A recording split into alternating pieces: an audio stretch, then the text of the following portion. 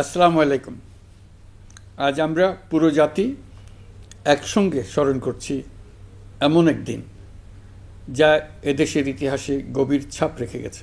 5ই August শুধু একটি বিশেষ দিবস নয়, এটি একটি প্রতিজ্ঞা, গণজাগরণের উপাখ্যান এবং ফ্যাসিবাদী শাসন থেকে জাতির পুনর্জন্মের দিন।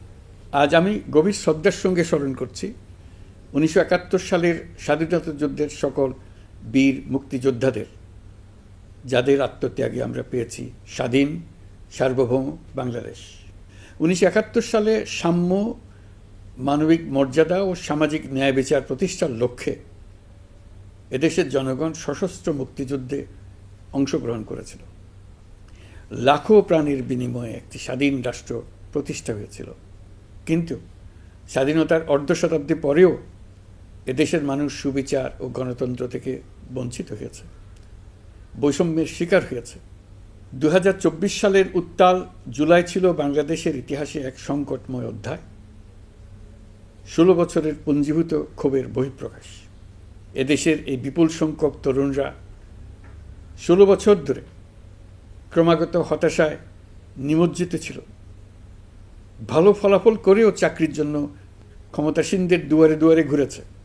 চাকুরিকে ঘিরে তৈরি হয়েছিল দুর্নীতি, স্বজনপ্রীতি আর তদবির বাণিজ্য।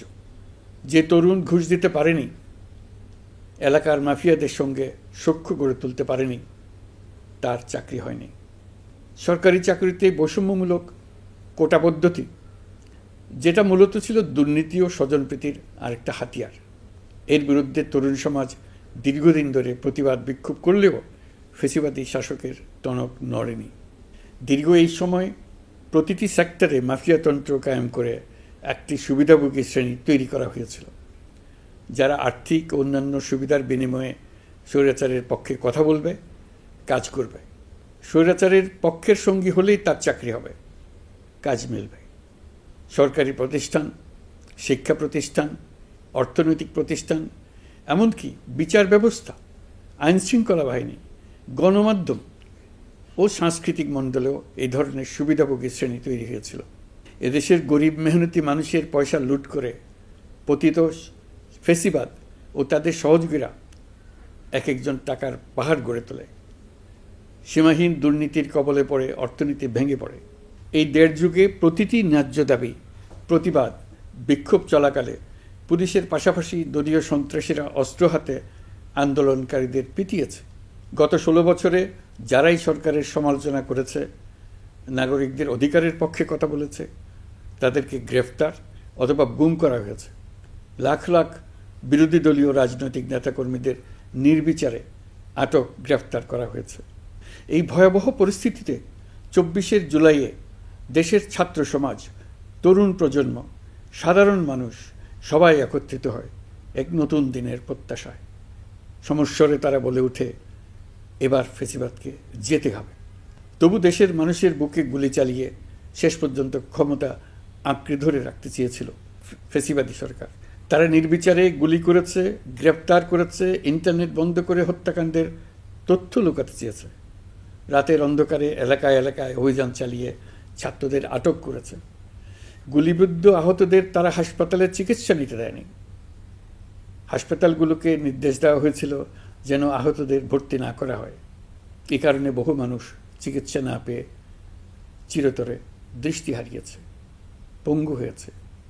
আজ জুলাই গণ অভ্যুত্থান দিবসে আমি জাতির সূর্য সন্তান জুলাই শহীদদের গভীর শ্রদ্ধার সঙ্গে স্মরণ করছি, তাদের আত্মার মাগফিরাত কামনা করছি। জুলাইয়ে যারা আহত হয়েছেন, চিরতরে পঙ্গু হয়েছেন, দৃষ্টি হারিয়েছেন, জাতির পক্ষ থেকে আমি তাদের প্রতি শ্রদ্ধা ও কৃতজ্ঞতা জানাচ্ছি।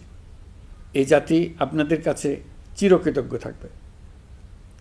গত বছর ডিসেম্বর মাসে জুলাই গণ অভ্যুত্থানে শহীদ পরিবার ও আহতদের কল্যাণ ও যাবতীয় বিষয়াদির প্রশাসনিক দায়িত্ব মুক্তিযুদ্ধ বিষয়ক মন্ত্রণালয়ের উপর ন্যস্ত করা হয়েছে। এখন পর্যন্ত 836টি শহীদ পরিবারের মধ্যে 775টি শহীদ পরিবারকে মোট 98,40,00,000 টাকার সঞ্চয়পত্র ও মাসিক ভাতা বাবদ ব্যাংক চেক দেওয়া হয়েছে। অবশিষ্ট যারা আছেন তাদেরও কয়েকটি বিষয় নিষ্পত্তি সাপেক্ষে সঞ্চয়পত্র দেওয়ার প্রক্রিয়া চলছে। এর পাশাপাশি আহত 13,800 জন জুলাই যুদ্ধকে 3টি ক্যাটাগরিতে নগদ টাকা ও চেক বাবদ মোট 153 কোটি 4 লাখ টাকা প্রদান করা হয়েছে। এর মধ্যে 78 জন অতি গুরুতর আহত জুলাই যোদ্ধাকে সিঙ্গাপুর, থাইল্যান্ড, তুরস্ক এবং রাশিয়ায় উন্নত চিকিৎসার জন্য পাঠানো হয়েছে এবং চিকিৎসা ব্যয় বাবদ এ পর্যন্ত 97 কোটি 50 লাখ টাকা ব্যয় হয়েছে। জেলা উপজেলা পর্যায়ে সকল সরকারি হাসপাতাল বা ক্লিনিক বা স্বাস্থ্যকেন্দ্র, মেডিকেল কলেজ হাসপাতাল এবং সরকার কর্তৃক নির্ধারিত বিশেষায়িত হাসপাতালগুলোতে সকল শ্রেণীর আহত জুলাই যোদ্ধাদের অগ্রাধিকার ভিত্তিতে বিনামূল্যে চিকিৎসা সেবা দেওয়ার সিদ্ধান্ত হয়েছে। সরকারের পক্ষ থেকে জুলাই শহীদ ও আহতদের জন্য আরও নানা উদ্যোগ নেওয়া হচ্ছে। তবে জুলাইয়ের মহানায়কদের আত্মত্যাগ তখনই সার্থক হবে যখন এই দেশকে আমরা একটি সত্যিকারের জনকল্যাণকর দেশ হিসেবে গড়ে তুলতে পারব। আজ আমরা কেবল অতীত স্মরণ করতে আসিনি, আমরা একটি শপথ গ্রহণ করতে এসেছি। শপথ এই, আমরা কোনো ধরনের নিপীড়নের কাছে মাথা নোয়াব না। আমরা প্রতিষ্ঠা করব একটা জবাবদিহিমূলক, মানবিক, গণতান্ত্রিক এবং বৈষম্যহীন রাষ্ট্র, এমন রাষ্ট্র যা সবসময় জনকল্যাণে কাজ করবে। জুলাই শহীদদের আত্মত্যাগ আমরা বৃথা যেতে দেব না। তাদের আত্মত্যাগই হবে আমাদের পথ চলার প্রেরণা, তাদের স্বপ্নই হবে আমাদের আগামী বাংলাদেশের নির্মাণ রেখা। আজকের এই দিনে এটাই হোক আমাদের শপথ। মহান আল্লাহ আমাদের সহায় হন। আল্লাহ।